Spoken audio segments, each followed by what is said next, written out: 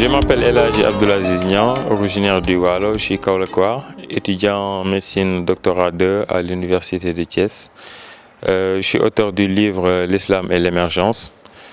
Les raisons qui m'ont poussé à écrire ce livre sont au nombre de 3. D'abord, j'ai écrit par amour. Donc, depuis que j'étais enfant, j'étais un passionné des arts et des lettres.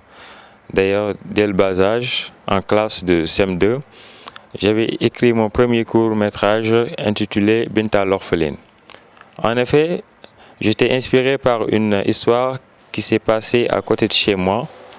Un jour, pendant que j'allais acheter du pain, j'avais vu une orpheline qui se faisait maltraiter par sa tante. Et c'est cette histoire m'a poussé à écrire Binta l'orpheline. En écrivant cette histoire, mon maître était passionné et content de ses gestes. Il m'avait encouragé à continuer sur cette lancée. Ce court-métrage a été publié dans le journal de l'école élémentaire. Puis je continue à écrire des poèmes, des articles, etc.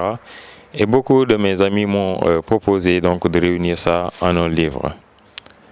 La seconde chose qui m'a poussé à écrire L'Islam et l'émergence, c'est que j'ai pu constater que la plupart des jeunes, notamment les scientifiques, ils ne communiquent pas assez. Ils restent tout le temps dans leur coin, dans les laboratoires, dans les industries de travail, mais ils n'écrivent pas pour communiquer à la population, alors que les paroles s'en vont, mais les écritures restent. Je me suis dit pourquoi en tant que jeune, je ne peux pas faire bénéficier de la population du minimum de savoir dont je dispose. Et la dernière raison qui m'a poussé à écrire L'Islam et l'émergence, c'est que c'est comme une mission. Parce qu'un jour, en étant en train d'écouter le sermon de Tafsir Abdourahmane Gaye, qui nous racontait la fin triste du prophète Mohammed, paix et salut sur lui, sa dernière prière, il ne pouvait plus continuer la sourate Fatiha, l'ouverture. Il s'était limité au verset 6, que Dieu nous guide sur le droit chemin. Je me suis dit, la raison pour laquelle il ne pouvait pas continuer, ce n'est pas parce qu'il ne connaissait pas la suite, mais c'est parce que le bon Dieu voulait qu'on insiste, qu'on s'appesantisse sur cette expression qui est le droit chemin, la voie droite. À la suite de cela, j'ai poussé ma réflexion, j'y suis allé jusqu'à l'origine de l'humanité qui a été révélée dans le Coran. Les raisons pour lesquelles nous sommes dans ce monde et les règles à suivre pour avoir une émergence dans tous les domaines.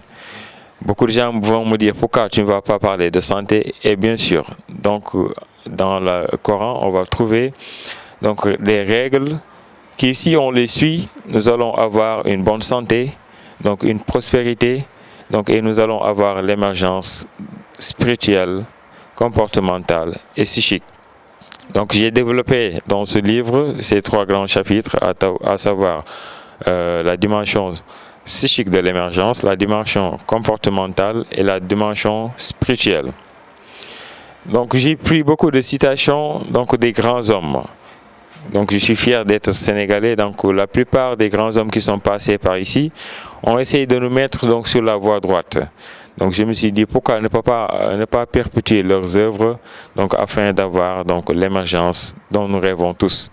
Parce qu'à côté du volet économique, il y a d'autres volets, à savoir le volet social, le volet culturel religieux, le volet politique, etc. À tous les hommes politiques, à tous les scientifiques, à tous les gens qui sont dotés d'une curiosité, qui veulent avoir une vie épanouie ici ou là, je leur conseille vivement d'acheter et de lire, de méditer sur cet ouvrage intitulé L'Islam et l'émergence.